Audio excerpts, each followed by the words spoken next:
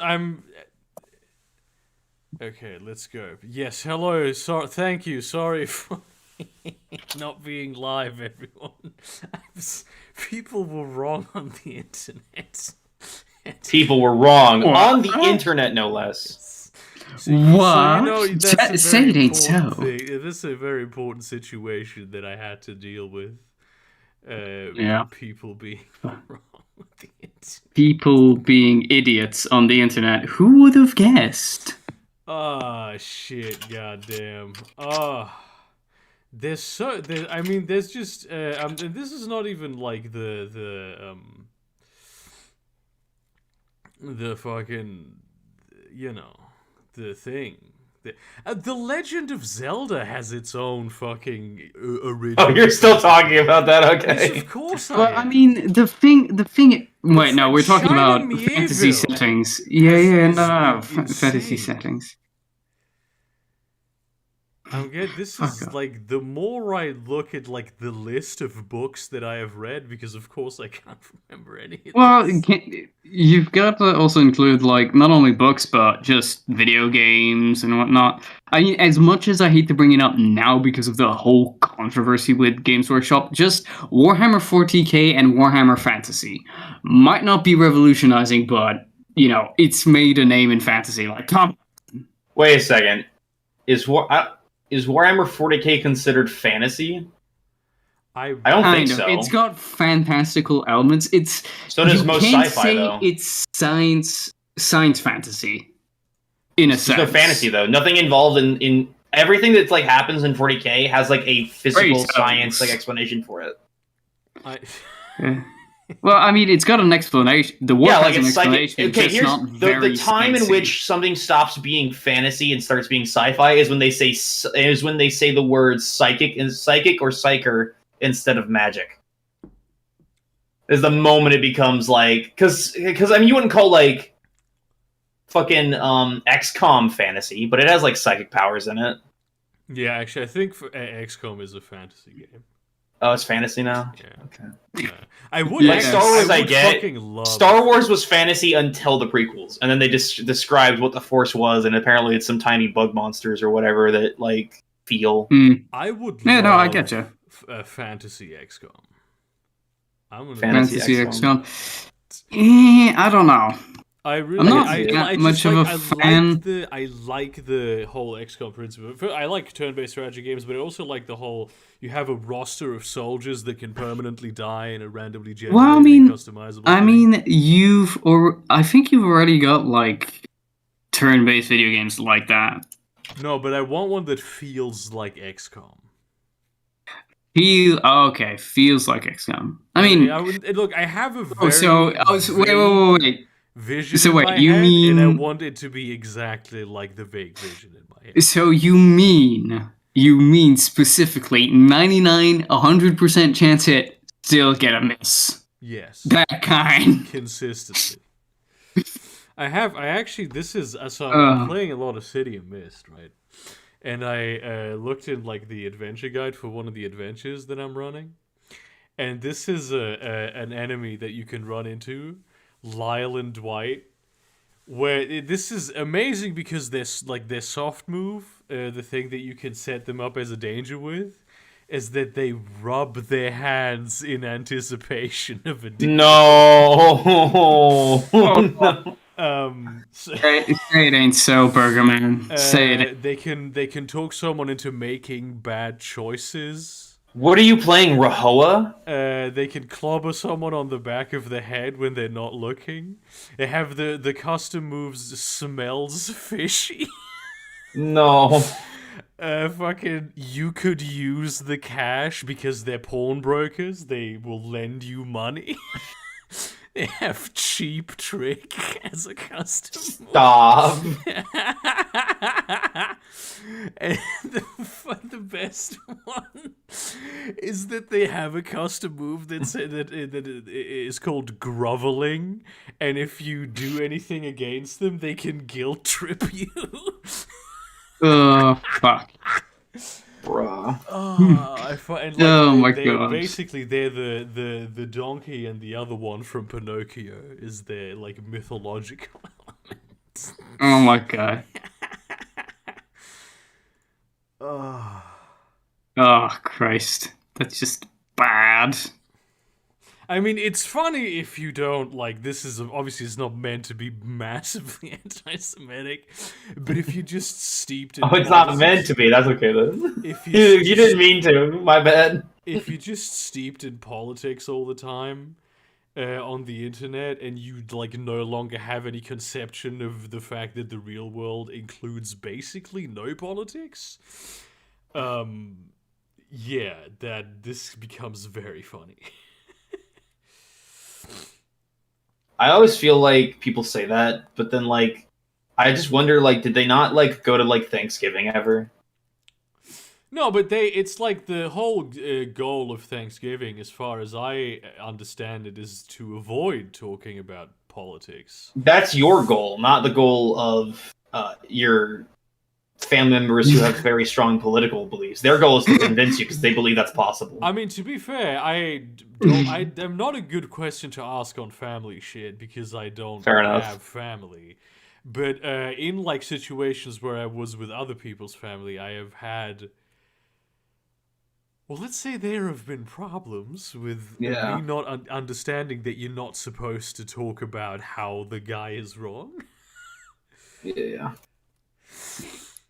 Uh, I mean, I hear politics at work too. Just we like technically have like a no politics like rule sort of thing, but it doesn't stop people from just shouting about politics at the top of their lungs in the fucking development room.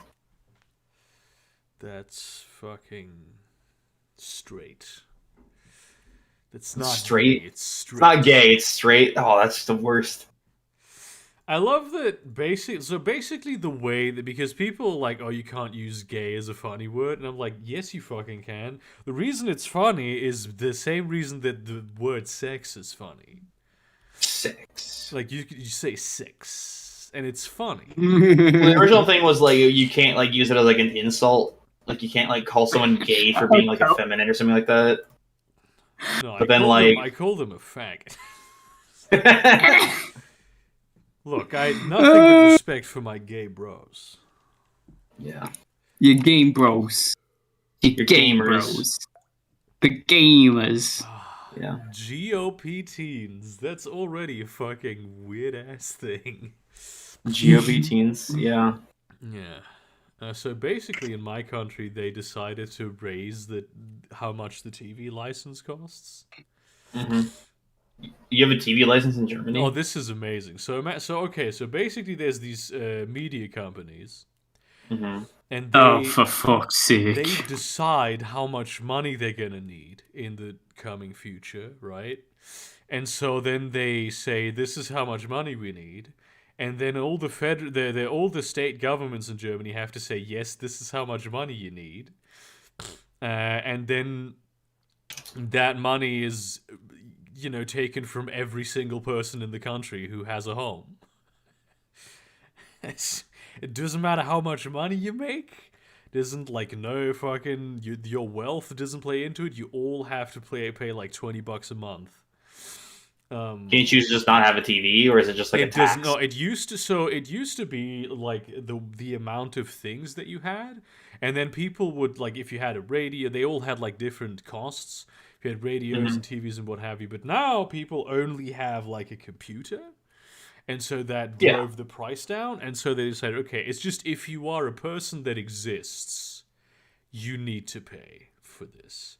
And now, since today, well, fuck, I'm a person and I exist. It turns out that it's actually unconstitutional for one of the states to say, actually, no, you can't raise it because we don't want that. It has to be all of the states unanimously. Then it's constitutional. Even we have like fuck tons of studies where it turns out that oh goddamn, what the fuck? What is happening with all this air in my body?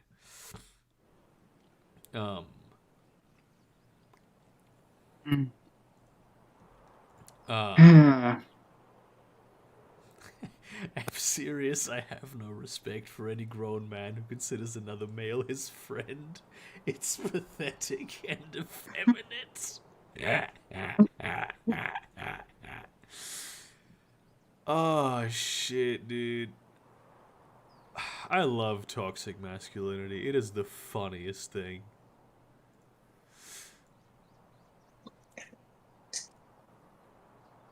Yeah, apparently I am now alone. What do you mean? Okay, so you are still here. You just weren't. No, You're just I've posting still been. memes. Yeah. I'm just posting the memes. Yeah. Just be posting the memes. Yeah. I'm back. I had a phone call. What is this?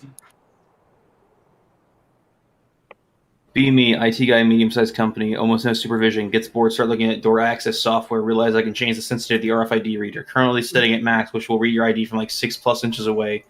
Good enough for purses, walls, etc. Devilish plan. Change sensitivity to bare minimum. Basically have hold the card reader from a good second. Next morning, everyone in the office is visibly upset. Nobody knows who to check with. Some people blaming the janitor, thinking he controls the cards. Everyone has to take their cards out of their purses, wallets to scan it. It's too petty of an issue for people to seriously inquire about it. It's enough to ruin some people's good spirits. It's called I do a little trolling. Damn.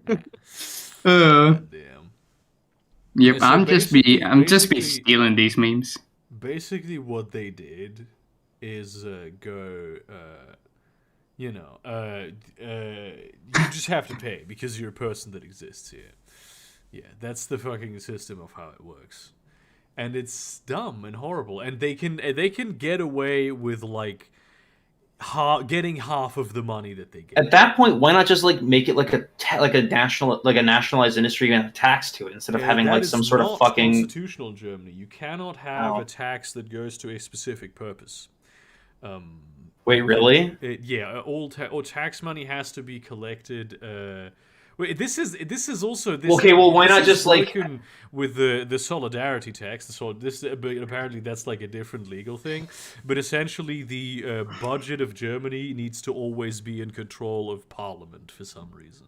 That's in the Okay. Constitution. Okay, so then why not like just take the that money out sounds of the discretionary bad. budget instead of like raise taxes in general instead of That's having everyone pay because this of- flat tax? Then the government would control the funding of the state media. That I do actually get why we don't do that, because that would be a big no-no. I mean, the people who run the state media are all like party members of the various major political parties. So, you know. But yeah, basically all the state media does is just. Wait, so these are private companies who set prices They're for not. TV. They're not necessarily private. They are private entities, but they're like public broadcast. They're like PBS. They're Okay. private in the way that PBS is private. I'm pretty sure PBS is paid for by like government funding though. Oh yeah, actually PBS does get government. You're thinking of like BBC. It's like BBC where it's like Yeah, it's more like it's BBC. publicly funded, but like Yeah, but it is by, it's like, a the pri- people it's of a- Britain, not but it's not like the profit government oriented. doesn't run it. Its goal is not to generate a profit. Its goal is. Right. I mean, I find that even with things like BBC, like it still ends up being like state-run media essentially, because what ends up happening is people require access in order to get stories and to get ratings and funding, and so what they do is they just suck the cock of like the establishment in order to get like access to like stories. Well, actually, Germany is pretty good about this. German media, even like there is some manufacturing consent type bullshit that goes on, like when, Sure. Especially when That's gonna exist in pretty much any capitalist market, just by the nature of like how like commodity production works. But yeah. But even when the media reports on themselves, it tends to be pretty accurate. There are just some times when they represent special interests that are it's minor stuff. Like when there was the Article 13 protests, right? They got covered extensively, and also the arguments against Article 13. But then there was a segment about people who were pro Article 13, which is basically like is the the digital rights management groups that basically what the fuck? This is a green screen? Yeah, there's a green screen here. Go ahead. That basically like they blackmail artists and shit. Yeah. Speaking of blackmailing artists, Well, they had like a meeting and they told like the media, oh yeah, no, we're very pro Article 13 because it's good for the arts, and they weren't like, in the blurb where it says who the guy is, like Yeah. former child or some shit. It didn't say Former like child. a GEMA functionary, but a composer. Composer. So that like it's shit like that. It's like minor when basically the guy who is the candidate for the current leading party does something good, it is talked about a little more, and when someone from a leftist party does the same thing or something better, it's talked about as though that's just a normal thing that they're supposed to do. Like they give praise to the conservatives for doing something that isn't terrible. Mm-hmm. It's generally minor stuff, and this is just in like the main programs. They have a lot of actually very hard hitting investigative journalism. They had an interview of like the new candidate of the big party, the CDU. And I'm realizing that this doesn't really translate very well. Go on. But basically, one of the interviewers at the end is like, well, Armin Laschet is going to be the new boss of the CDU. Oh, well. Thank you for... It's like this moment... Like, oh, shit, alright. And they do actually... Like, they don't throw... this is why Germany doesn't have political debates the way that America does in front of... like, before millions elections. Of people. Like before elections, it's a very like there are some debates, but it's more like talk show rounds because the journalists here would actually ask hard-hitting questions, and so basically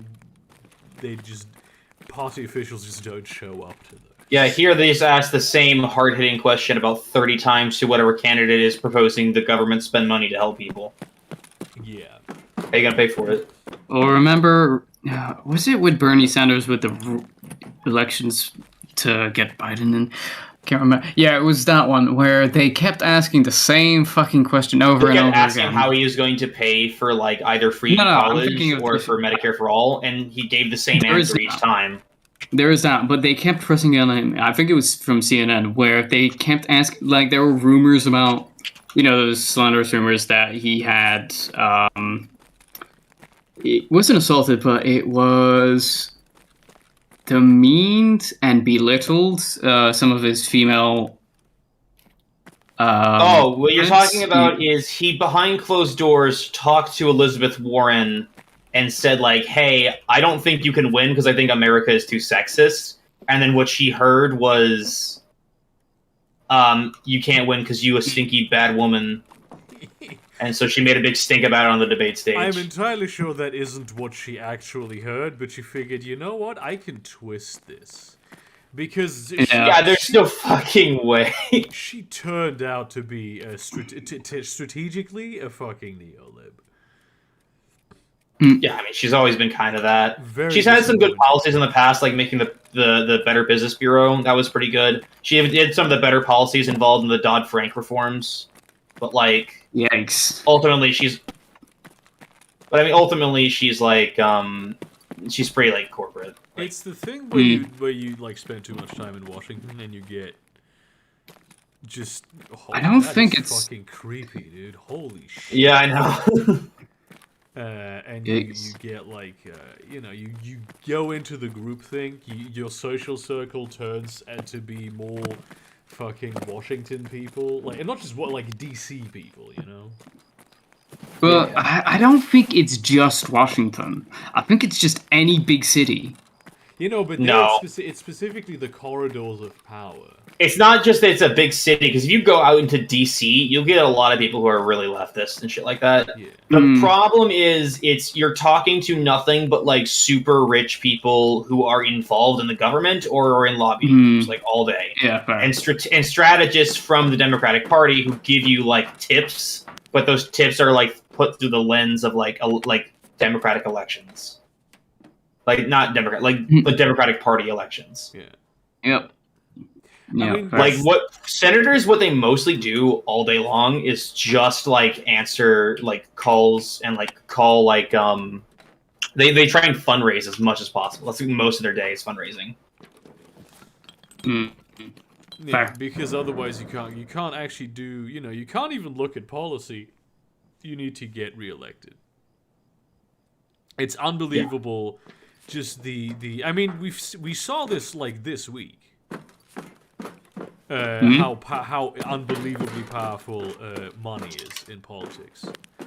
Because Nina Turner lost. So what apparently happened, by the way, is Nina Turner actually spent more money, but what ended up happening was her opponent didn't spend any money until like the last little bit of the election, and then the DNC like dumped a bunch of money into her lap. Was it that she didn't spend? Did she spend more? Because I do know that basically the DNC pumped in like their hundreds of millions at the very last second, basically, to just run lies and negative attack ads. Yeah, I think a lot of it was actually from Israel, from like AIPAC and shit like that. They did a lot of like they tried to put Nina Turner on like her like anti-Israel stances. Yeah. And so because of that, she ended up losing. Oh, that's a big thing in America, where if you just take a stance on Israel, you get like suspect real quick. They're accusing her of being an anti-Semite now. They're having like a smear campaign because she said that the fucking she lost because of dark evil money that was spent against attack ads, which is a factually true statement. Yeah, but that's we might have a new. Yeah, I've heard that it was AIPAC who sent money, but I don't. I mean, they were trying to smear her for Israeli stances, I believe. So it wouldn't surprise me. I'm pretty sure it was AIPAC, and they actually put in like 100 million or some shit. Like, they were by far the biggest one. It's definitely the one that was this, like, Israel linked. Wait, which one is... I want to have a thing that I want to put into Google that might slip my mind. Shit, apparently one of the OG 3D accelerated discrete graphic cards manufacturers is coming back. 3DFX. Damn, son, we're getting some competition in here. Nice.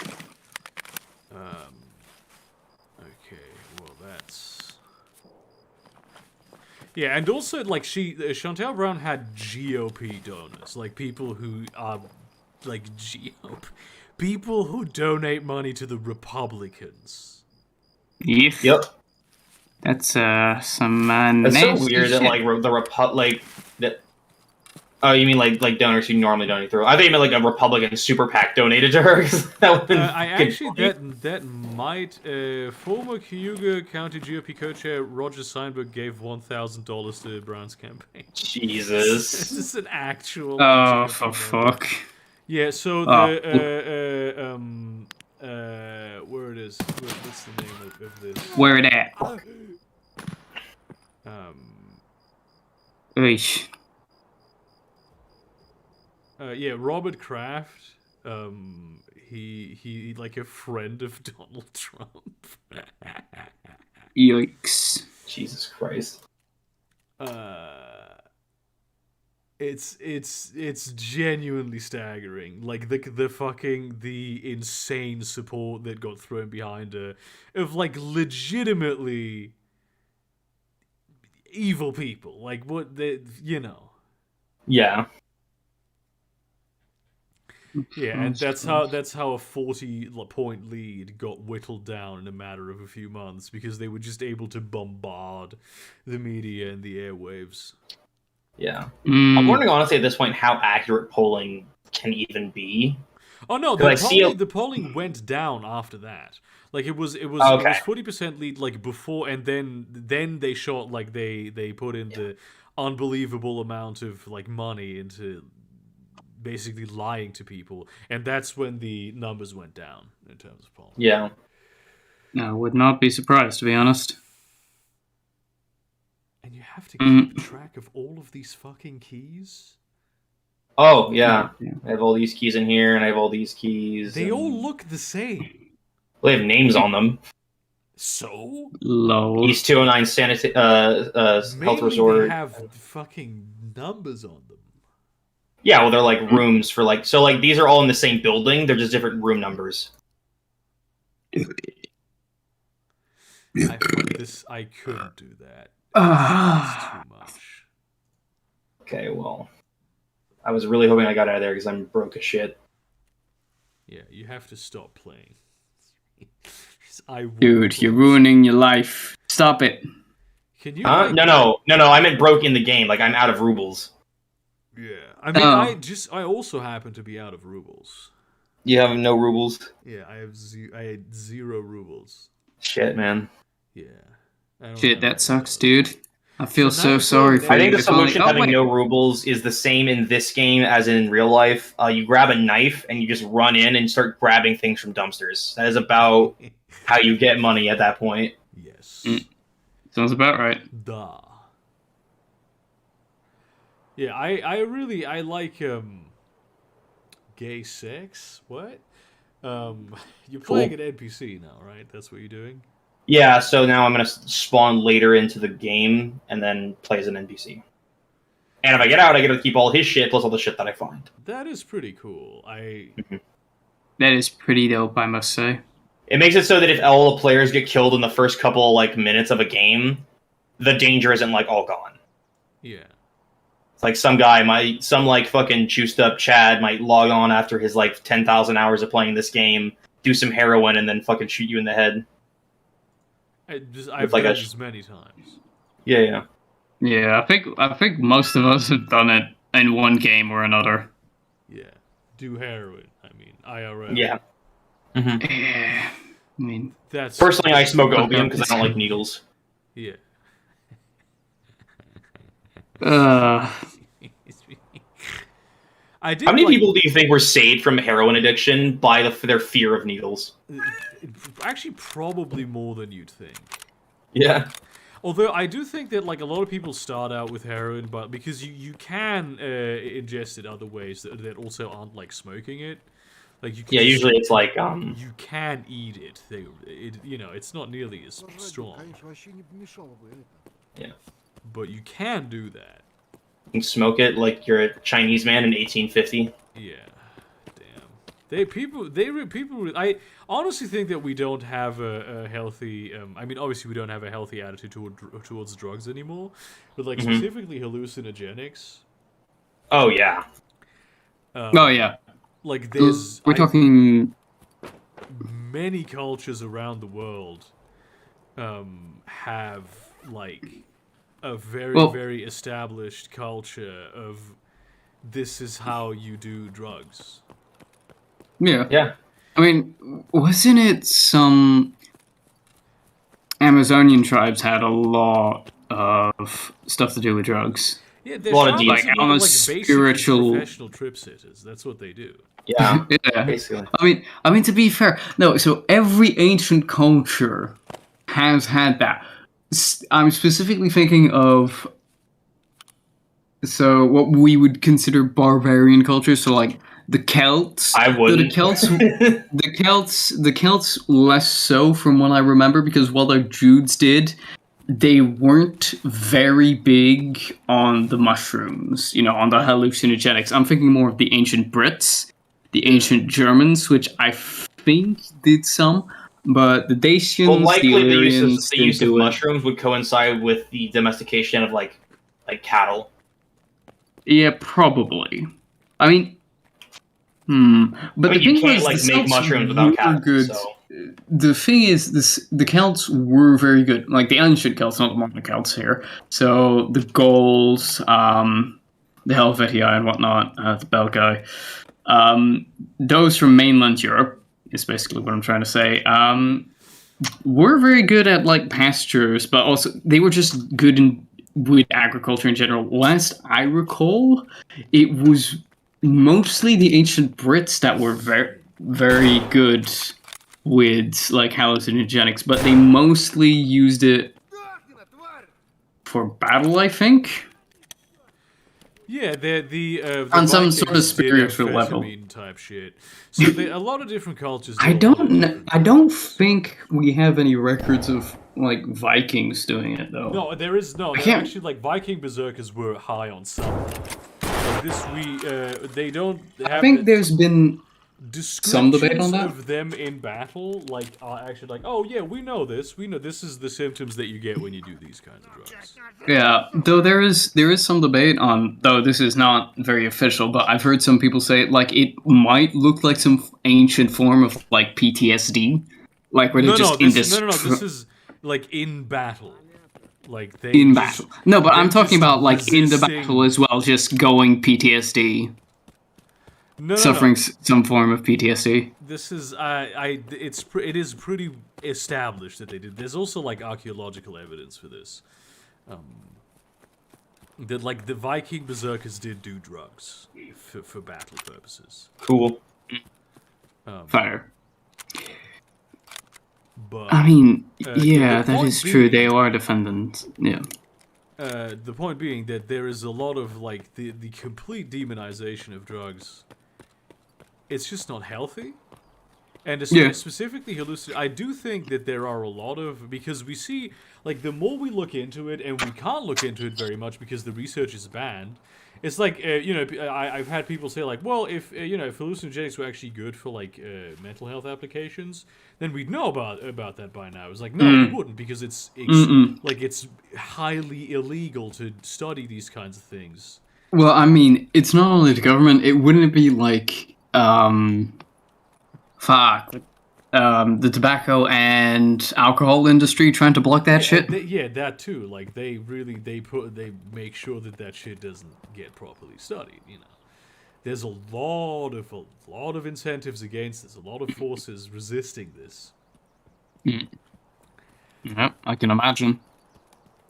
And I do think that there are a lot of conditions that we think of as like untreatable.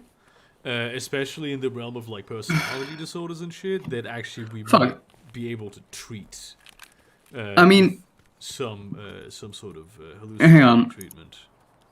So I posted a video on holy shit, this Discord. This Discord exactly in promo. From our good lords Abra and Preach, which I keep reiterating for whoever out there does not watch their content, fucking watch it. They're comedians, but they do some pretty good shit. Shameless promotion over. They did one where they were talking about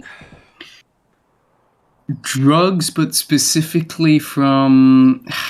Hang on, let me try and find the video, because I think I posted it in self-promo, but it's been a while. And they were talking about taking drugs, like taking hallucinogenic drugs. And ABBA specifically. So hang on, where is it? ABBA. Preach. Okay, scout checkpoint, railroad, military base, and military. Experiences. Nope. I mean, we're not gonna watch the video on stream. No, I'm not going to put it in. I'm not going to shamelessly promote it in the studio, but I'm gonna put it in self-promo if you guys want to watch it later. But he's talking about his experience on like drugs and experience his friends had, and like one of his friends was suffering through some shit, not like depressive shit, but just shit around him, like shit at home, shit with other friends and stuff.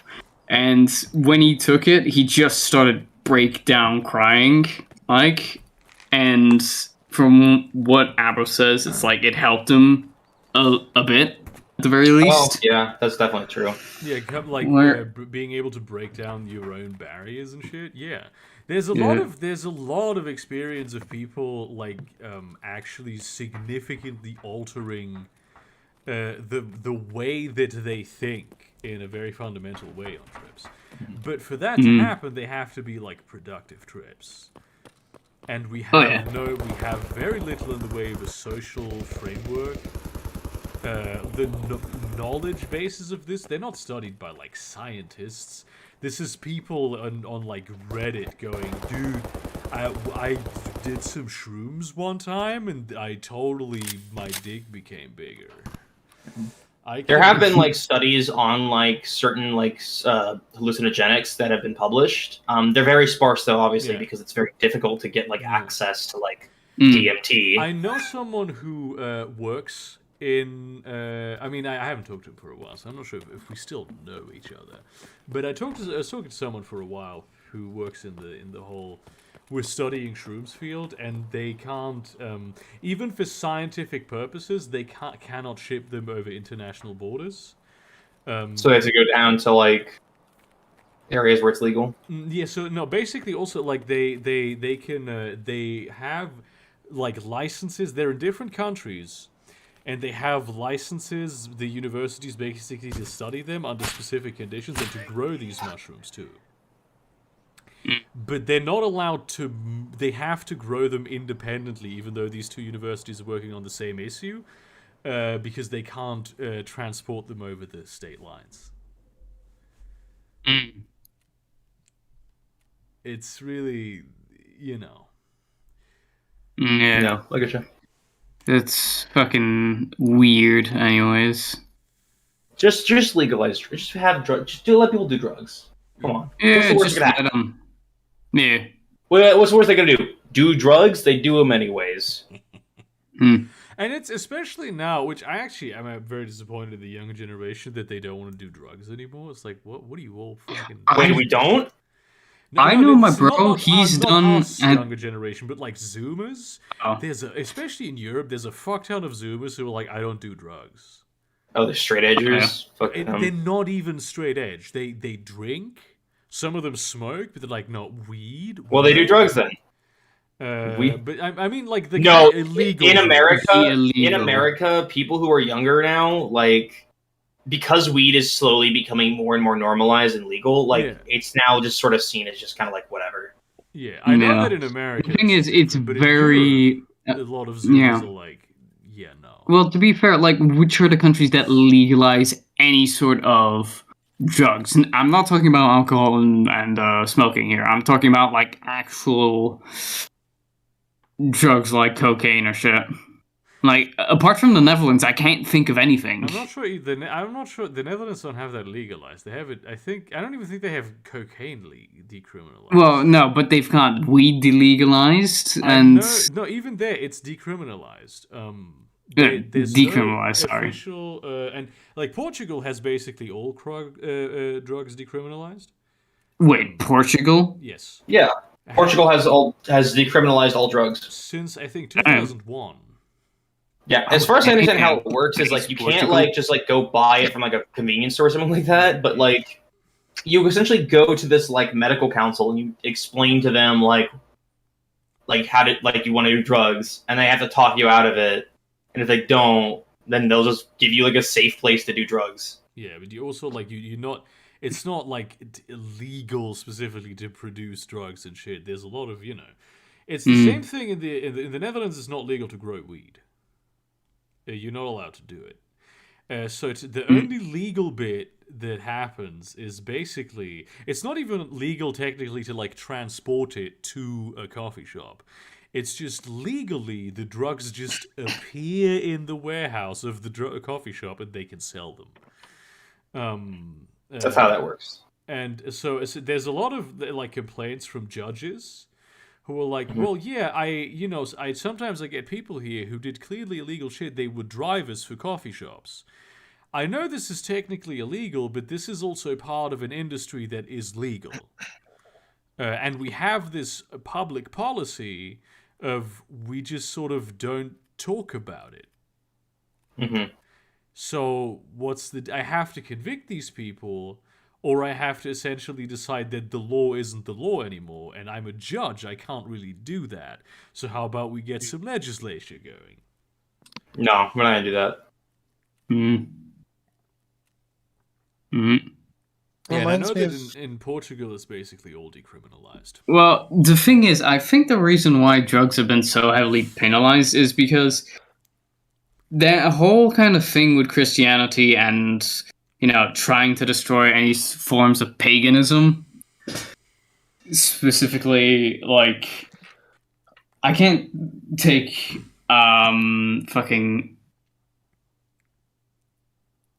which one was it? So specifically I'm talking about the Viking invasions of England, right?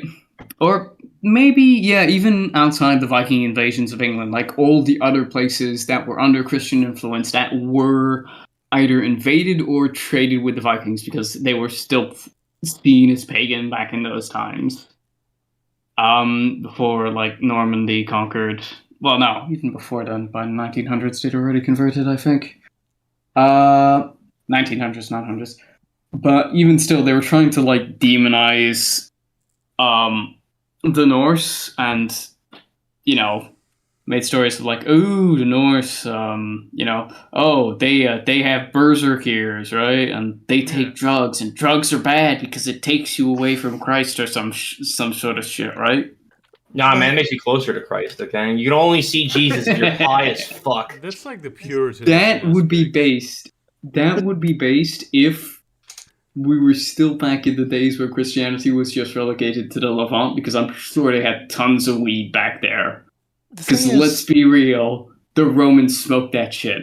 Weed being a no-no drug has only really been a thing in the last kind of 150 years. Yeah, it was from what I remember, it was like has ties to like anti-immigrant discussions. Yeah, like, there was people a time when weed was legal in the United States. Yeah.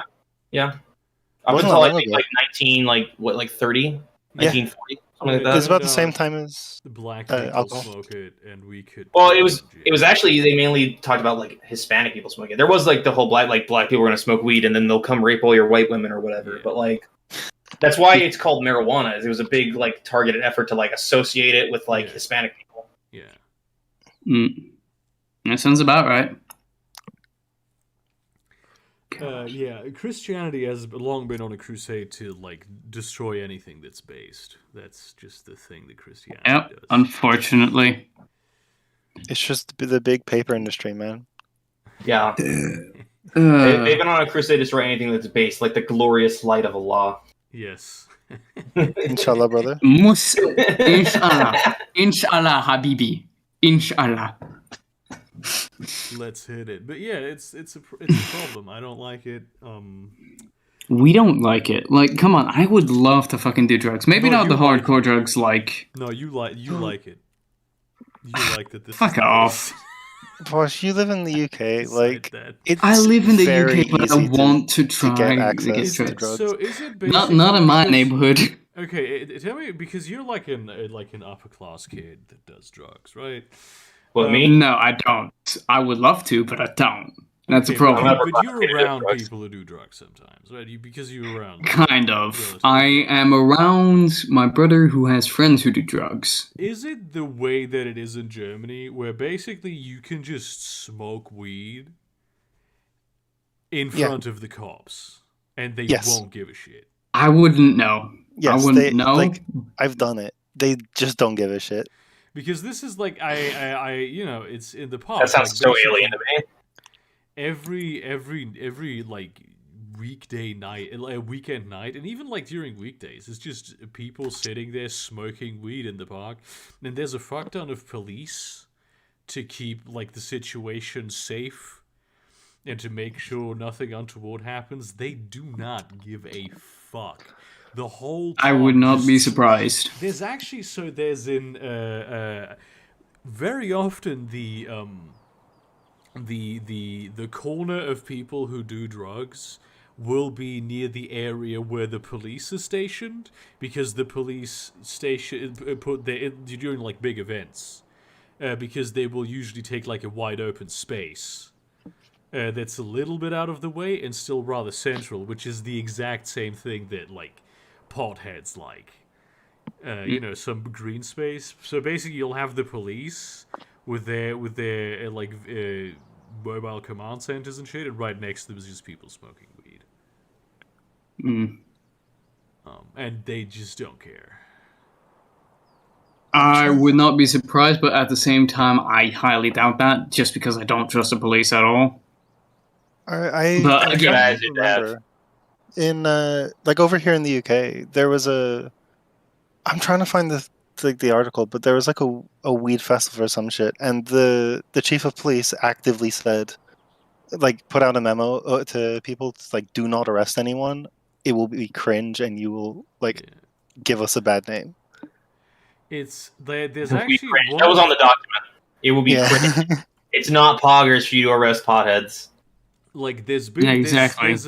there's some specific police union or some other police organization that has been like campaigning for the legalization of weed. Like you get a lot of testimonies in front of in front of Parliament, where it's like, well, we could be fighting crime, but instead there's like a guy who has a gram of weed, and so we were supposed to look into that shit. What the fuck? There's rapists out there. In America, it's literally the opposite. Well, there's a lot of police who are just really upset that they cannot arrest people for weed. It's fucking insane. Well, there was hang on, both on that front. Given the fact that you said rapist, like if you'd have chosen any other serious crime, I would have agreed with you. But given the fact that just recently a policeman was convicted on the charges of both rape and murder, well, police tend to like you have like unless it's like very specific like special victims units or something like that, like they're not gonna like investigate rapes really. Like in America especially, like we have like so many rape kits, they're just backlogged. I don't know if it's the same in the UK, but it's not good. Probably. I mean, look, the one thing I have to say is Rotherham scandals. Whenever people bring up like, oh yeah, policemen treat everything seriously, it's like, no, they fucking don't. Rotherham fucking scandals, despite the fact that it has been years now, I will keep bringing that the fuck up. It's like they do not treat rape fucking seriously, unless I just thought of something. I'm trying in my head to imagine the scene of like a British police officer trying to like force someone to have sex with them, and there's no way it can't be funny in my head. Just a British accent. I just can't find a British accent that intimidating in this context. I mean, got a license for that pussy. Got a license for that pussy. I feel like if a British police officer tried to arrest me, I would laugh. I don't know what I would do. Yeah, but also like British police is shit in a very different way. Like it's This is why I think the problem really on the Earth is Anglos. And if we could just get rid of the you're not Anglos, wrong. You're not wrong. That would he be said in a British accent. Yeah. We could keep the good bits, which are like, well, the accent. Malt vinegar, we can keep malt vinegar.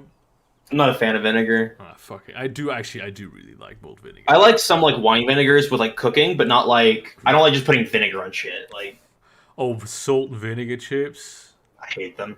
Good shit. Come on. I'm such an elite internet Mr. Worldwide that I call them salt and vinegar chips with a British accent and not fucking elite burger. You're so elite, he might as well be on Epstein's Island. Yeah. Head of Epstein's fan club, Burger Krieg. Yeah, I do call chips fries. I do use the word fries, and I say chips to chips because I'm not actually. You do talk to a lot of Americans. That makes sense. And no, I just also because in Germany they also call chips there. And see. And fries are frites. So English are the ones who are being fucking idiots with this one, huh? Yeah. All right. I mean, even we use both, depending on the thickness and shape. The thickness. The thickness. Yeah. See, if it's thick enough for us, it's just called a potato wedge. So there's like a point in between a wedge and a fry that we call a chip, and then if it's like McDonald's, it's just fries. So McDonald's are fries.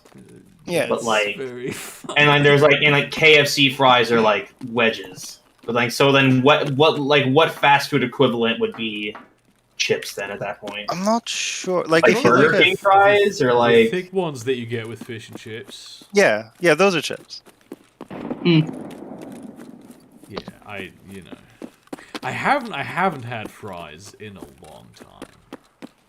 Thick old chippies. And I do like the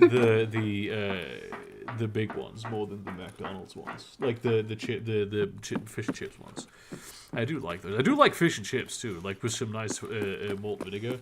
I am much like I am a defender of American cuisine. I am a defender of British cuisine. America's got the best cuisine because we just steal it. If we don't have the best of something, we just steal it from somewhere else. Yeah. Which is a good. It's how good cooking is always. It's the only good type of cultural appropriation.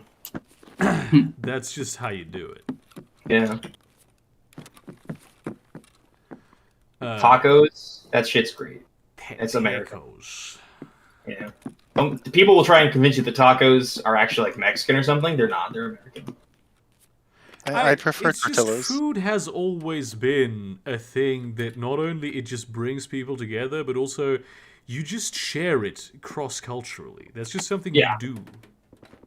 What's the one thing we all have in common is we have to eat to survive. Yeah. And drink water as well. Or, Mountain Dew Baja Blast. the thing that unites all cultures in the world is Mountain Dew Baja Blast. This is why the color of the UN is that particular shade of blue. Yeah. Okay, so now you just have one pistol. That's pretty fucking... Yeah, I'm pretty poor right now. I had to buy this with actual US dollars. Damn. Not like IRL US dollars, but the game has 3 currencies. It has US dollars, euros, and rubles. And also Bitcoin, but... Wait, is that Tarkov? Yeah. Bitcoin. Yeah.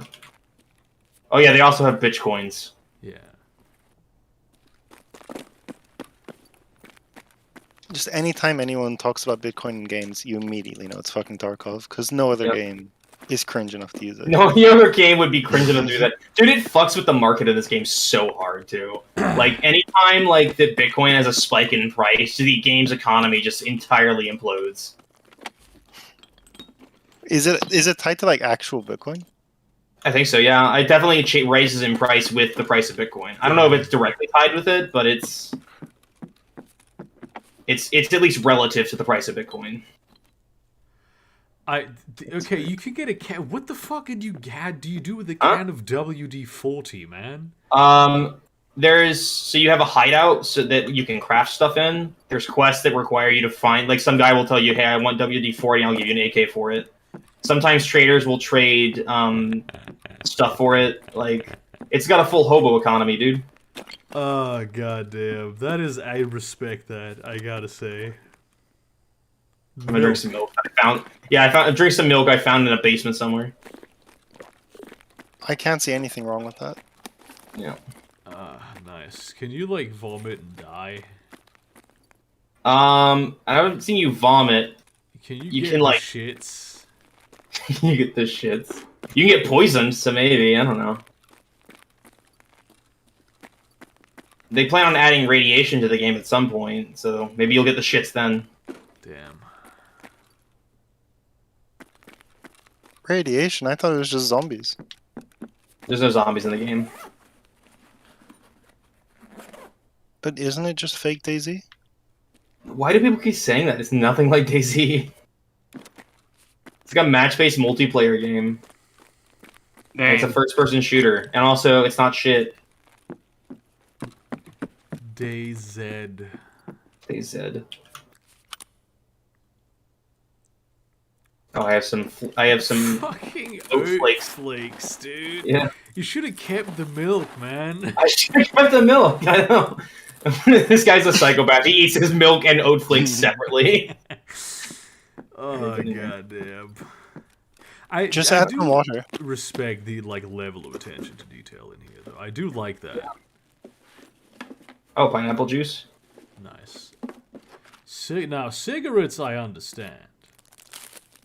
Cigarettes are kind of useless, honestly, in the game. How are cigarettes useless? They're number one black market currency in any black market. There's one guy, because they don't have any use in terms of upgrading the hideout, and there aren't that many good barter trades for it. The only this game is unrealistic. Yeah.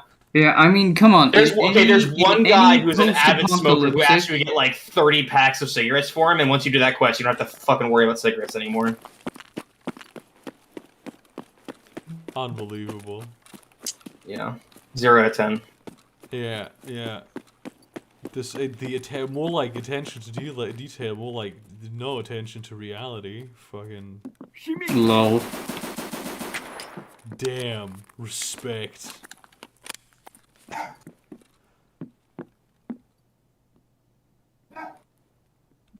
That was cool as hell.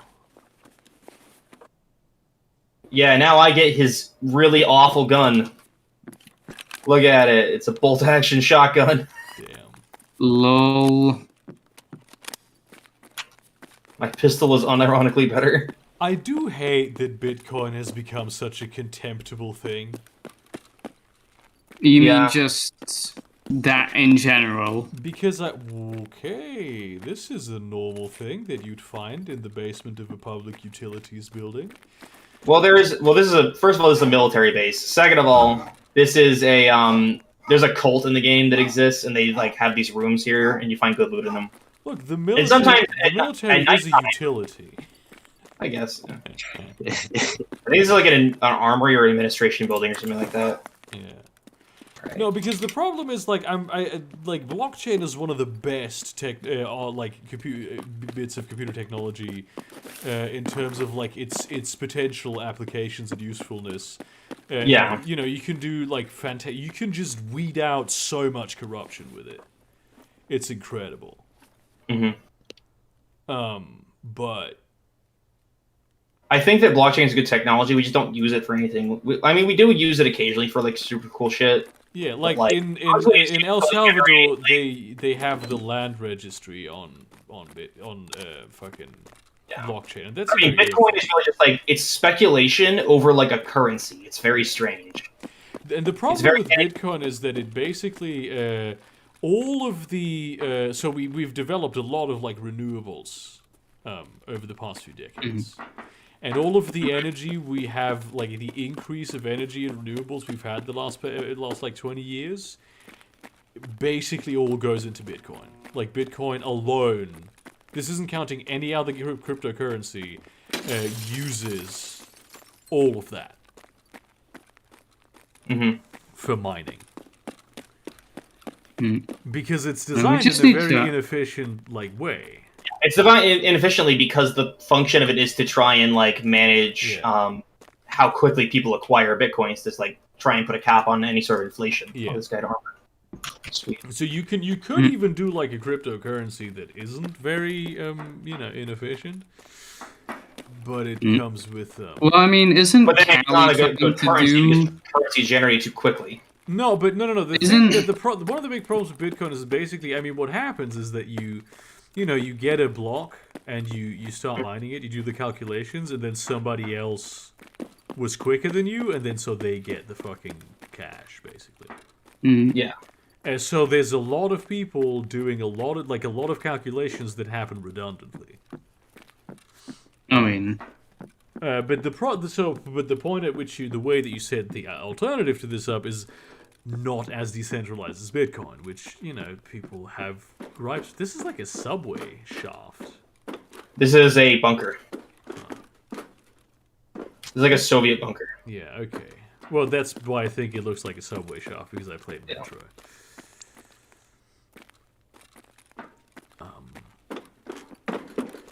Oh, hello, Heinzke. Welcome to the chat. Oh, hey, Heinzke.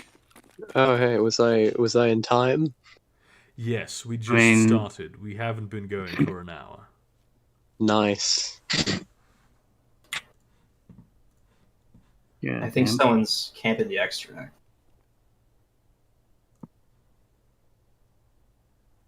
Damn, this is cool. Bugger, you should get into Tarkov. No. Yeah, I showed him the inventory screen and he was like, "No, I'm not doing this." No. I hate You're not enough of a spurg. This is genuinely why I stopped playing what's it called? Path of Exile. Because of Path of Exile is real autistic, yeah. That game is I tried playing that game, and because my friend was into it, and he told me I have to play on like the hardcore mode or whatever. And I like died once because I don't even remember why, but it was some bullshit reason.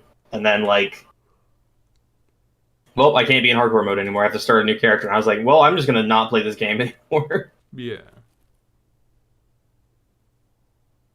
I don't hear anyone. Yeah, no, it's way difficult. No, it's not even it's way difficult. I play it on the normal mode. It's the the inventory management. I despise inventory management of all sorts. Well, the whole like How level so? up system, like the skill, like the level up tree and the like the linking gems thing is like it's really intricate, and it's really easy to make really broken builds if you know what you're doing, and really difficult if you don't. Yeah. Oh, that's a cool vase. Yeah, that's the problem. I like that you have if you have such a versatile system of making different builds, right? What ideally you should have is a situation where people can just have various different playstyles. But the reality is, there's a few builds that are very broken, and if you just do whatever seems like it would be cool, you just won't be able to play the game properly. Which I feel like isn't what you should want when you design a game like this.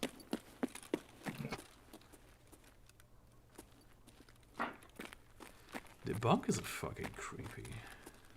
Yeah, there's a lot of places for people to hide too.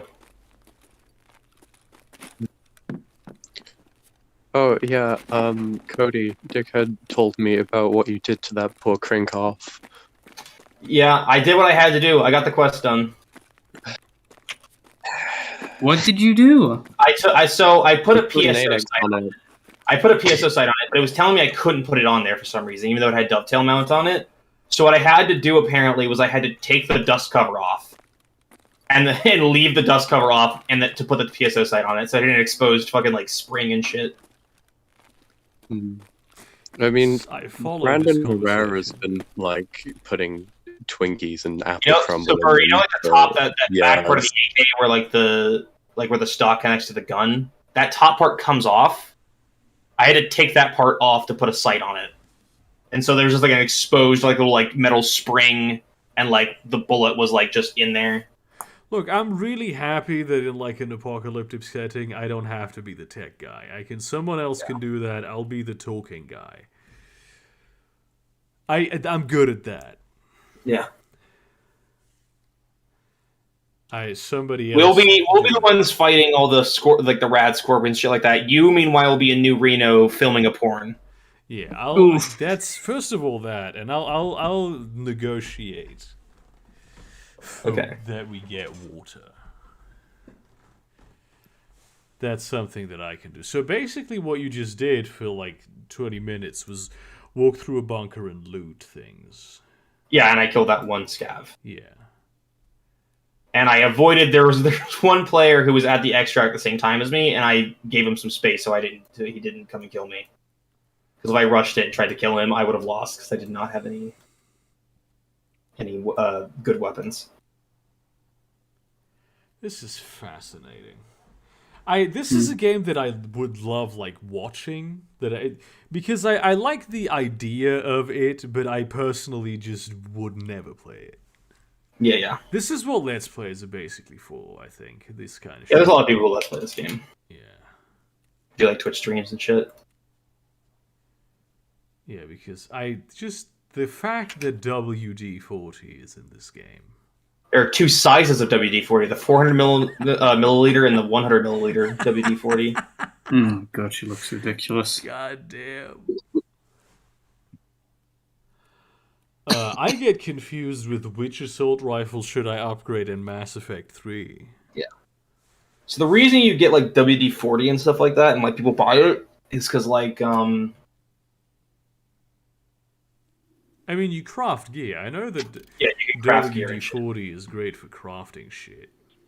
Mm-hmm. Wait, Heinz, what happened to you? Wait, is this the same account you usually have, or did you change account? No, that thing happened. Don't worry about it. Did you get deleted off Discord? Baldur's Gate No. 3. And Baldur's Gate? No, this ain't Baldur's Gate. Fuck off. I was just looking because Baldur's Gate 3 is not because I'm playing Kilsilast and it's way better than Baldur's Gate 3. Why the fuck am I supposed to equip a shield? I have the beta of Baldur's Gate 3 and I played it a little bit and it just feels like D&D with a shit GM.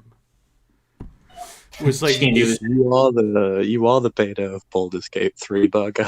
Lol. sick. I always feel like Bro. if you want to, Pathfinder Kingmaker was a really good like D&D kind of game to like CRPG. Primarily because they just did one of the adventure, like the most famous adventure path in Pathfinder, and just translated that to a video game. So they didn't have to do basically any of the writing. Yeah. Wait, I've heard bad things about it because apparently it's very buggy, and there's like balance. It was at release. You know one of the biggest things about it that were bad at release? Yeah.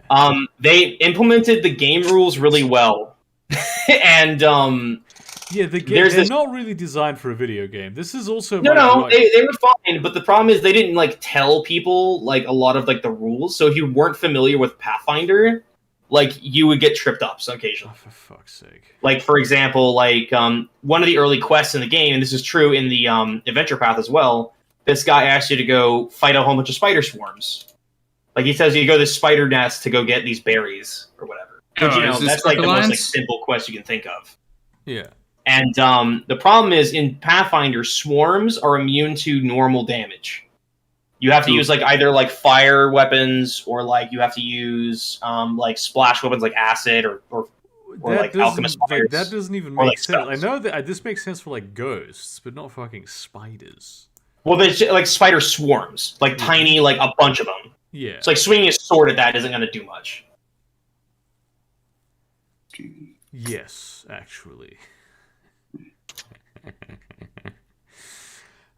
Yeah, no, I get it. Yeah, and then that's the kind of shit that you need to communicate as like a game. Yeah, they changed it so now there's a tutorial that says like, hey, these need to be killed this way, and then it gives you a whole bunch of bombs. Yeah. Well, so one of the problems that I saw with, for instance, like how in the D&D player's guide it says that you're supposed to be able to do like 6 combat encounters between like each short rest. Oh, that was a big problem in the game too. Yeah. Yeah, because fucking Baldur's Gate 3 does it like this.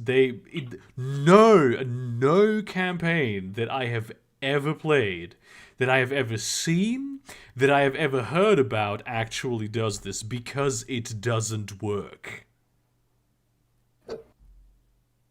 You cannot do it.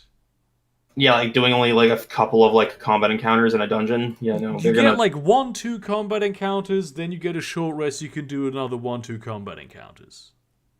Yeah, not 6 combat encounters per short rest. Yeah, it's because It's because the only substance in that game is combat, and they didn't write proper rules for anything else. Because which game are you talking about? Combat encounters in a short rest. Which game are you talking about? 5e. Yeah, in 5e, you can do 6 combat encounters before a short rest. No. Yeah. Why not? Why would you want to? No, you can have 6 combat encounters if it's like one spider and you have a big party. But you can't have actually like 6 combat encounters that are actually a challenge or interesting in any way. 6 of them between short rests. No. Because I think what I'm thinking of is like when you go into a dungeon and each room has like a combat encounter in it, and each room has like I don't know like a couple goblins, or like it'll have like a troll, like something like that, right? Like not like a bandit attack on the highway where they set up traps and all this sort of other shit. So you can probably have one where it's basic. You might be able to have 6 where it's easy for the party to deal with. You can have 6 where it's like a combat encounter of. It's just there to keep you busy. Nothing interesting is going to happen. Encounters. Not like you can do like 6 hard encounters. Like you can't like fight like a fucking dungeon boss. Like I'm not even talking hard encounters. I'm talking like encounters that will actually give you any sort of challenge or be interesting. Oh, I mean, like that's not possible. Maybe in D&D 5 it's just kind of different. I don't know. I mean, in D&D 5 I feel like I did do that. Like I feel like we went through like several encounters. Like we like breezed through dungeons pretty quick. Like if you have a party of like 5 people and you run to a room, there's a few goblins there. Yeah, sure, you can do a bunch of those. But unless it was like something like really were not expecting, we didn't really have to like do like a short rest unless, oh maybe we ended up taking a lot of short rests actually because I was a warlock in that game, so maybe that's it. Like one of the, it's not even like the health kind of, yeah, it's the health. It's because of the spell slots. That's one of the main issues because mages very quickly become useless without spell slots. You need to, if you're like excellent at budgeting all of the various different resources. I don't know about that. Maybe fucking like cantrips in 5th edition are powerful as hell. Like they are like really powerful. There's some pretty good ones, yeah, but especially if like you go Firebolt, like levels, the fact that cantrips level with you, like the fact that like at like 5th level you do 2d8 damage on your Firebolt or whatever, like that's a lot. But as you get into bigger, more complex enemies that aren't just like I have a lot of HP and I do a lot of damage. Like, you know, in terms of the strategic gameplay, the cantrips are going to give you an edge when you can't do anything else, and you're not going to be completely useless as a spellcaster, but you won't be able to do unless you're a warlock, and then you just Eldritch Blast everything. It's just fucking, who gives a shit? Who gives a shit? Just fucking, is it moving? Eldritch Blast. Yeah. 1d10 plus like 5 damage times like 3. I'm personally very partial to the sorcerer as a class. I have not played the sorcerer in D&D 5 yet. A lot of people I've played it in 3.5. It has a very, I don't know why people are so in love with like Vancian wizard type figures. For me, it's just that like the main penalty that wizards ended up having in like older editions of D&D, they just got rid of in 5th edition, so I just don't care. I'm not talking like when I decide to play a character, I don't really care about. Me, a sorcerer and a wizard are basically the same. I know like they're supposed to be different, but like the way you play them and like the character you build around it are usually the same. This is not how I decide what characters I'm going to play or how I play them. Right, but I mean, I make like an idea of like a person first. Or like something I want to do, and then I build it. But I just find that like if I'm building with like a spellcasty character, if I want him to be charismatic or something, it doesn't really matter. A wizard and a sorcerer are gonna fill those roles the same way. Oh well, in terms of like but a paladin's like mechanically they'll fill the roles the same way. So I would just go with the wizard because it's D&D. Yeah, no, but the sorcerer, he has a narrower range of spells, but also can do more with those spells. So it's a different kind of thing. And I like it. For me, the only decision that I make in terms of character is flavor. That's all I care about. Anything else is bullshit. I like to have the flavor and the mechanics sort of meld together in a certain way, because otherwise it's like I feel like there's like a dissonance between like the narrative and the game at that point. If it that's because it's 5e. Well, yeah, that's my point. Also, I'm coming from I play a lot of Pathfinder too. Pathfinder has a lot more options. So, like, for example, if you wanted to be like a farmer from a town and use a scythe, there's like 8 fucking options of like mechanics for that. Like, but this is what I mean in terms of what bothers me is that they don't play that similarly, sorcerers and wizards, and I don't. And like in terms of the flavor. I don't see why people like it's in all kinds of media prefer Vancian wizards, and I've never been a fan of Vancian. Is it because maybe it's because of Harry Potter? Yeah, I think so. Like Harry Potter and like I had never considered Lord of the Rings. Like sorcerers are never really like considered that much, and if they are, but Avatar, they're almost interchangeable. Avatar: The Last Airbender, they're sort of sorcerers. I would more think that's a Monk of the Four Winds, but yeah, I guess. More like Monk of the Four sucks penis. I mean, basically, like a sorcerer is just going to be like a person who's hyper focused on one type of spell casting. Yeah, because they do cool. Better. Yeah, but you would just do that as a wizard too. Yeah, but then it's less cool because you're a fucking nerd who goes to school. Or you could be you could be a guy who walks around like bare chested. You can have. With the tattoos on you, and who just naturally had like Giga Chad. But I don't understand why you can't do that with a wizard, though. Because the difference between a sorcerer and a wizard is that the wizards go to school and are nerds, and sorcerers just have a natural affinity for magic. I understand that, but like Sorcerers have the magical equivalent of crackhead strength. I That's know. what it is. I know what a sorcerer is. I'm just saying, like, if you play, I've played like Muscle Wizards beforehand, where it's like a big fucking dude who like has like a mace or something like that. No, but you're and, still like, a nerd. That's the problem. You're still a nerd. Well, you're just typecasting that thing. Like, you're just like saying that like this class can only be this one thing. And I think that like all classes like have like a range of like personalities and character traits. Yeah, they all do except the wizard. Except the wizard. And only in relation to the sorcerer. I actually because I love games like like the old Neverwinter games where you can completely build the whole party and not just like the main character. I do. We do that in Baldur's Gate too. Pardon?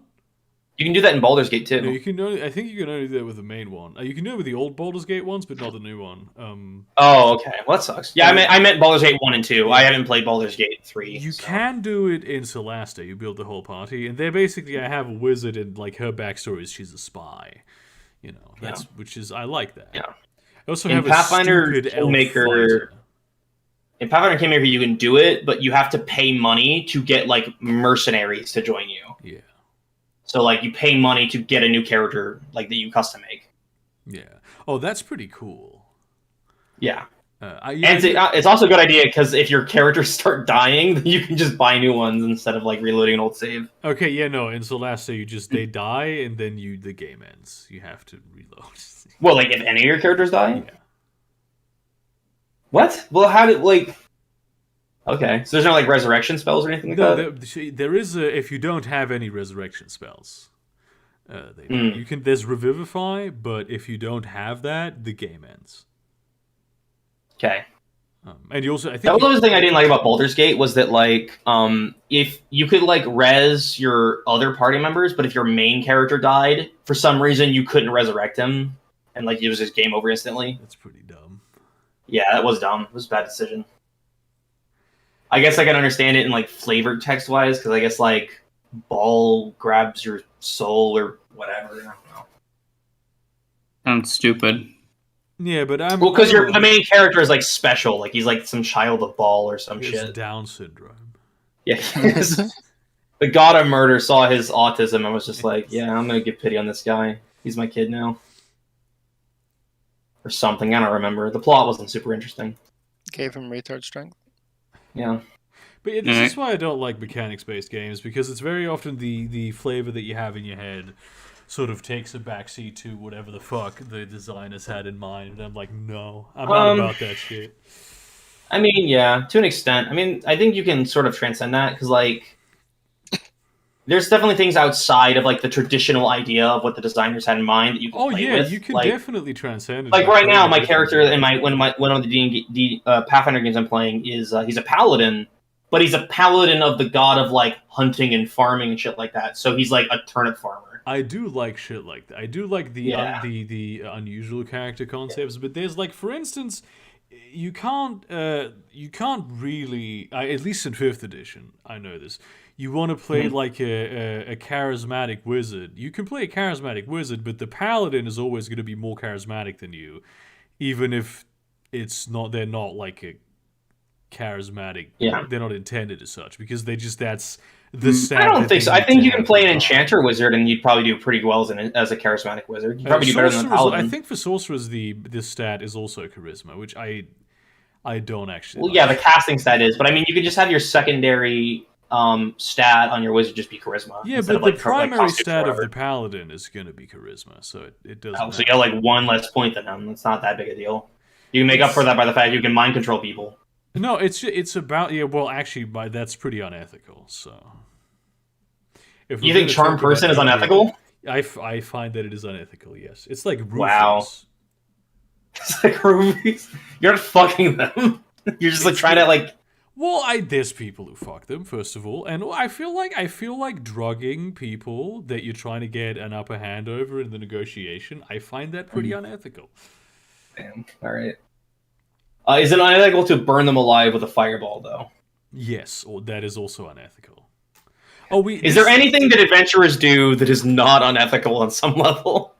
I mean, everything they do is unethical. They are hobos who go around murdering things. So this is the exact kind of game that I don't like. That's the problem. So you mean moral quandary games? In the City of Mist session that I ran yesterday, one of the characters ended up killing one of the just regular, just the filler mobs that are just there.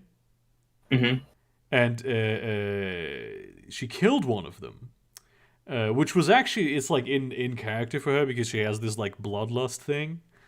Mm-hmm. And this is going to have massive consequences because now I'm like, there's going to be a police investigation and there's going to be her brother is going to try and find this girl and kill her. Yeah. And her brother is also in the mafia. There's definitely like Was the dog in here? Was the dog in here? I don't think so. What's the dog doing? She's not in here. Maybe she was in here No, she before. was just in, like earlier. Was she in here? I don't think so. I didn't see her. Probably in there at some point. Shit. Yeah, but I get what you're saying. I mean, I definitely prefer games like Shadowrun or like Vampire the Masquerade. I think is really fun. Oh yeah, in Vampire you can. But in Vampire the Masquerade, people like mind controlling is just sort of standard. Are you still? Yeah, but you're playing like a vampire. Yeah, we're still casting a mod. Like you drink motherfuckers. That's kind of. I feel like the premise is you're unethical. The premise is you're unethical. The premise is you're an unethical asshole who doesn't do anything that morally challenges them. Well, actually, that's not how you are supposed to play vampire. Well, I mean, it doesn't matter. But yeah, it doesn't matter. I dislike murder hoboing, and so whenever they start doing this, I think there's a game for it. Like there's times in which it's fun. There's times in which murder hoboing is fun. Yeah. So did your wife just turn on the vibrator? Oh, goddamn. I know Arch bad and all, but did you ever watch his VTM campaign with Sargon and those other two guys that nobody knows about? I hadn't heard about this. Please elaborate because this sounds very funny. It was hilarious. They did like a whole. What was the Fuck. Let me think. What was the supplement where it's like Nazis and stuff? Wait. What? Oh, wait, for what? For Vampire the Masquerade? There was, I think, Berlin by Night, but that was not Nazis and stuff. That was communists and liberals. No, well, they used some kind of supplement for VTM, and it was very entertaining. And there were just like 4 vampires going across Europe in like 1944, and Sargon was mind controlling vampire. Oh, I see what you understand. I see where you're getting mistaken here. Sargon decided he wanted to be a Nazi in the RPG games. Not related to his real politics at all, by the way. That was cringe as fuck. God damn. Yeah. I mean, I see this being very interesting as a campaign, and I'd love to play a Nazi. I mean, just look at TG Green text. Just look at TG Green text, to be honest. You should check it out, Burger. I think. But aren't all the players Nazis in that too? Well, yeah, it was funny in the TG Green text of like Hans. What was his name? Hans Schnitzel Nazi or whatever. Like that was like funny. But like when you're like all Nazis, they're just going around pretending to be racist. Like I don't think it's that fun. They weren't like actual Nazis. They were like vampires undercover in the SS. It was quite interesting. Oh, so you like in True Blood? Yeah. It was called In the Claws of the Eagle. You should definitely watch it. It was very good. I'm really not going to, but it sounds very interesting. Someone's a shit GM too. I don't like. Oh, I watched his title game. He's parts of his D&D campaign, and he's just a bad GM. Yeah, Arch was. He does that thing where he says like, okay, well, it's Arch. But Sargon does that thing where he like say like this person says this to you instead of like saying the thing in character to somebody. So instead of acting, instead of acting, he just describes what's happening to people. This is something that I use for shorthand sometimes when it's like, okay, you have like a very long conversation with this person. Sure. But yeah, I realize that some GMs are not comfortable acting, but I feel like at that point maybe it's. I mean, Don't stream it. Yeah, exactly. I mean, at the very least, yeah. That's not the thing you don't get. It Sargon is literally incapable of role playing on all levels. Okay. Wait, but he's playing the same thing as a player. Hold on, wait a second though. If he's incapable of role playing on all levels, if he's incapable of role playing on all levels, but he's playing a Nazi, does that mean he just on some level has to be a Nazi to be able to play a Nazi? I mean, pretty much. The only difference between him and his character is that his character was a vampire lolly in the Waffen-SS. Excuse me, he was a vampire God, I'm going to be lolly? sick. Yep. For fuck's sake. This Just reminds me of that video I watched from fucking Neckbeardia. That was just like some dude had made a homebrew, and I'm not joking, where you get experience points from fucking women and getting them pregnant. Oh, I remember that. Yeah, that was really fucked up. My God. And the worst part was fucking tentacle monsters.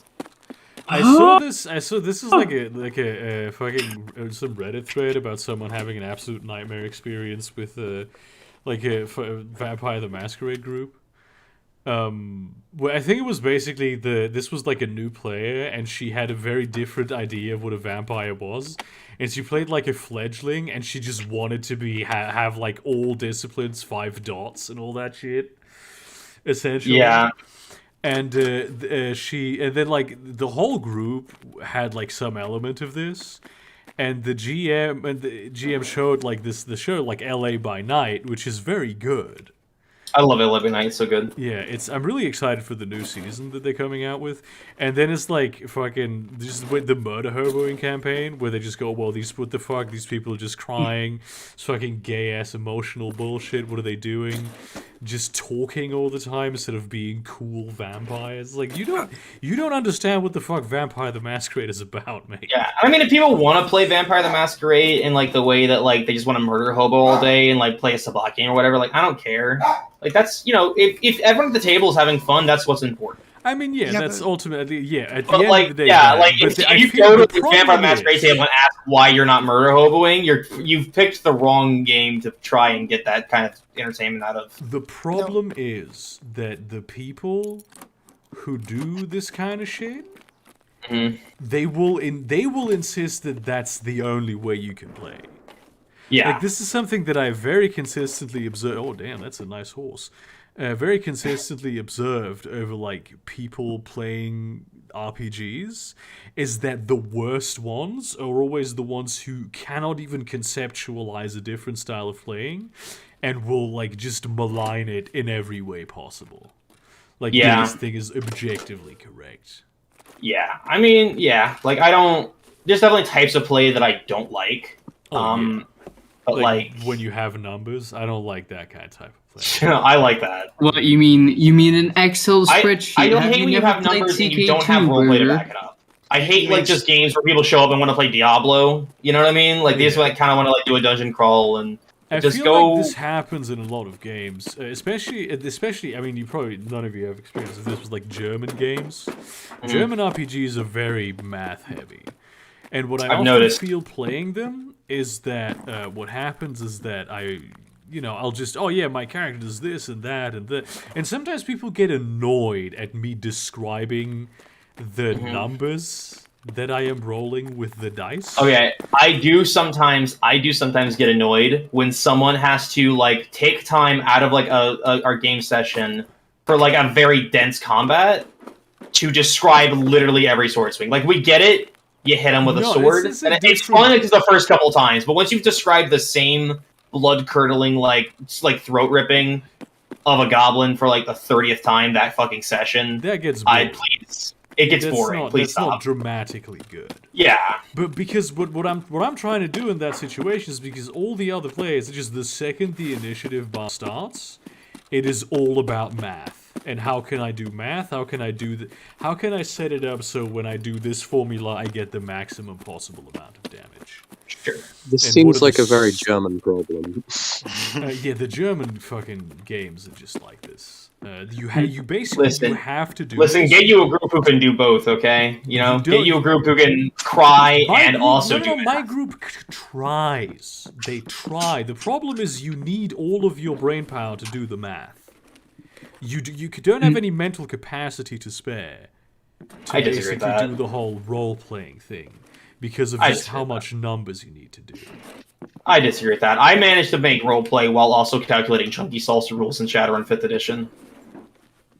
Well, then you're gay. I'll describe a person crying for their mother as their limbs blow off while figuring out exactly. I'm saying the German systems. I'm saying that this is. I mean the German. Yeah, well, I think haven't we established that Germans really love Shadowrun? That's true. Yeah, it's actually very accurate. Yeah, and I get kind of pissed because for some people this is something that they like. I get being into that, I know that some people are into the numbers bit. I don't understand it, but I'm like, okay, if this gives you pleasure, do it. But then there's people who will be like, if the game has a lot of math, that means it is well designed. This is a very prevalent that is definitely not true. This is one of my biggest critiques of BattleTech is better than Lancer because BattleTech you need to do more math. Yeah. I feel like a system becomes a lot more complex when you do that, and it adds a lot more like mechanical complexity. That's good sometimes, but the problem is if you can't keep up with it, then it just slogs the game down. And you can also like with add Shadowrun, right? Like the thing that I always end up having an issue with Shadowrun is the initiative system. I love the initiative system. I just wish a computer was calculating it for me because holy fuck, I hate that I have to roll every combat turn to like get initiative down. Yeah, with the times where I GM Shadowrun, we do initiative once. And it doesn't even have to be a complex system either. Vampire the Masquerade's initiative system sucks balls. Because what they do is you roll initiative, and the guy who got the lowest number gets to go has to announce what he's doing first, but then goes last. I'm not gonna remember what everyone fucking said in that combat. I feel like there is a case to be made for that kind of system, but what I really mean to say is that you can have complex mechanics without the mechanics being complicated. Yeah. Well, yeah. And that is something that a lot of the older systems just fail to do. Because you have a lot of newer systems that were designed from the ground up with like decades of game design experience. And they just they know how to maximize the complexity to complicatedness ratio. And then they have these old games where it's just, okay, this is a slightly different effect. Let's implement a completely different system for this to incorporate it into the game rules that works in a completely different way. Yeah. And that's it's just not good design. Yeah, I agree. So you say that, VTM isn't necessarily good for murder hobing, but if you're playing Masquerade and you don't use the 911 space laser, is it even a real game? Oh god. That's a very good point. But I mean, does he kind of have a point? Because I feel like he's making a point here. This alarm is I find it very scary. It's really strange. Yeah, that's to denote that someone on one end of the map hit a button to try and open a bunker on the other end of the map, and they're running that way to go leave. What do you mean to go leave? So the game works essentially like you spawn in a location, and you have set extract points on the map. So they are heading to the bunker hermetic door, which is like one end of the map, which means you have to push a button near like the buildings that I killed that guy in last time. And head to the opposite side, which is like over this way, which I'm actually gonna go take. Yeah, we're actually over time. So I'm gonna Oh shit. How long is this gonna take you? This raid? I don't know. Like I'm gonna try and get out right now. Yeah. So it's going to take me another, 2 minutes, either because I'm going to get shot in the head right now, or I'm going to exit. Yeah, let's wait for you to finish that, and then we're gonna drop the stream. Do a little bit of a jumbo XXL edition where we add 5 minutes to the 90-minute stream. Thought it was a 2-hour stream. How have I thought it was a 2-hour stream for this long? It used to be a 2-hour stream when I was doing it like twice a month. But Yeah, but now we do it once a week. When the pandemic hit, we changed it to every week, and it became a 90-minute stream.